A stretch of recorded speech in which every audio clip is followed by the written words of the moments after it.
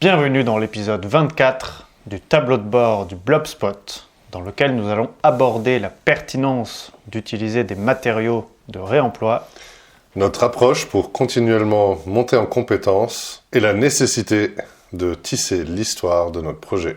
Mais d'abord, nous sommes Dom et Marc et nous construisons un lieu résilient, immersif et modulaire avec 10 containers maritimes. nous t'embarquons dans notre aventure pour en apprendre plus sur des modes de vie et de travail plus durables. Alors abonne-toi et réagis quand ça te parle. Comme vous le savez, le Blobspot fait suite au tiers-lieu associatif Fort Récup et dans sa conception, il reprend beaucoup d'éléments qui aujourd'hui composent nos casemates. Cet exercice de réemploi nous amène à vous parler du travail qui se cache derrière l'utilisation de matériaux récupérés. Tout commence par une opportunité et ou un besoin, puisqu'il dit réemploi, dit matériaux de seconde main ou délaissés. Un exemple concret est notre récupération du bocal et du cheb, servant autrefois à Bellastock pour un lieu expérimental et éphémère au parc de la Bergère. L'opportunité était donc une fin d'occupation pour eux et un besoin de se séparer de ces containers. Pour nous, il a fallu organiser le transport et trouver un point de stockage. Généralement, une opportunité est de courte durée et il faut pouvoir et savoir la saisir au bon moment. Le timing est d'ailleurs un des premiers défis, puisque rapidement,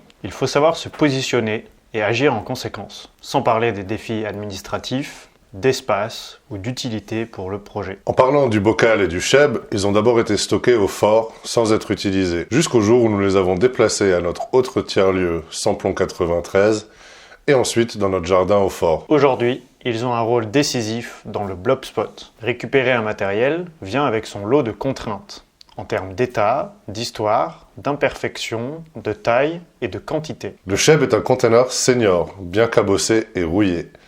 Il vit avec nous ses derniers voyages, car la rouille attaque l'intégrité de sa structure. Le bocal est un sol en carrelage, avec beaucoup de trous de vis dans ses parois, et une découpe d'environ 1,70 m latérale. Le défi est donc de tirer le meilleur des contraintes initiales pour les transformer en opportunités, afin d'obtenir des résultats uniques. Le cheb n'étant pas encore transformé, nous allons illustrer nos propos avec le bocal qui est en phase finale d'aménagement. L'ouverture latérale a laissé place à une façade vitrée. Une fois les parois bouchées, elles ont pu recevoir l'isolation en laine de mouton et le carrelage facilite le nettoyage et participe à la régularisation thermique. Le cycle de réemploi est le même pour tous les gisements de matériaux récupérés, c'est-à-dire opportunités, défis, contraintes et résultats. Mais alors, comment apprenons-nous à repérer et utiliser cette diversité de matériaux ? Notre approche n'a rien de sorcier. Lorsque nous cherchons à monter en compétence sur un sujet, il y a 3 phases: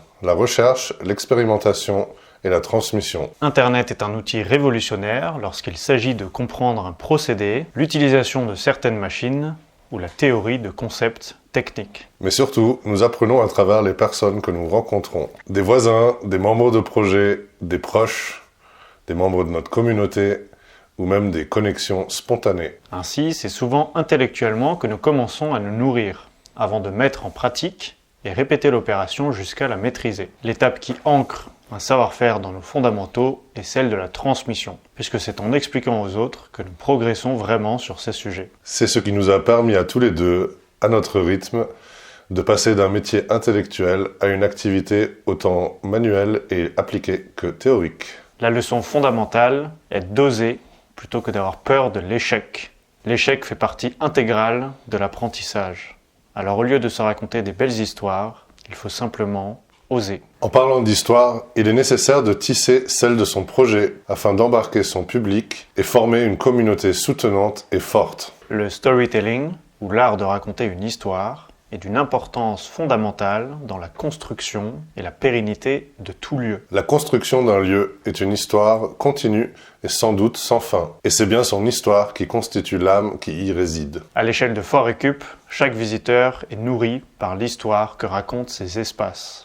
À savoir, un projet un peu fou et flou de 2 amis voulant créer leur espace de travail dans une casemate remplie de déchets, avec aucune compétence en bricolage, peu d'outils et seulement 6 mois de visibilité. 10 ans plus tard, je témoigne de la richesse de cette aventure avec un agrandissement de l'équipe, une 2e casemate rénovée, des centaines d'événements personnels et professionnels accueillis, un espace extérieur végétalisé à partir d'une casse automobile, un autre tiers-lieu réalisé et avorté, une diversité de manifestations insoupçonnées et des milliers de personnes inspirées par notre lieu et ce qui s'y passe. La chance que vous avez, chère communauté, c'est d'être au début d'une nouvelle aventure à partir de 10 containers maritimes, 3 serres, une caravane, une chatte de luxe et avec nous, le duo de choc. C'est l'occasion de découvrir étape par étape ce projet d'un lieu résilient, immersif et productif que nous sommes sur le point d'accoucher. La chance que nous avons, c'est que vous êtes là et nous vous en remercions. Vous êtes le noyau d'une communauté grandissante, réunissant des membres de diverses nationalités, profils et âges.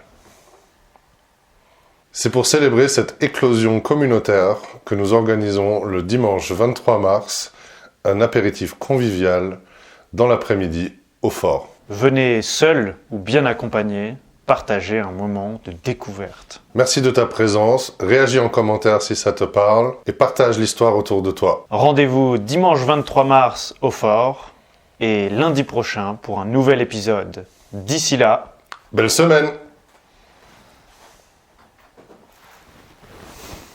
Baggy. C'était furtif. Ouais.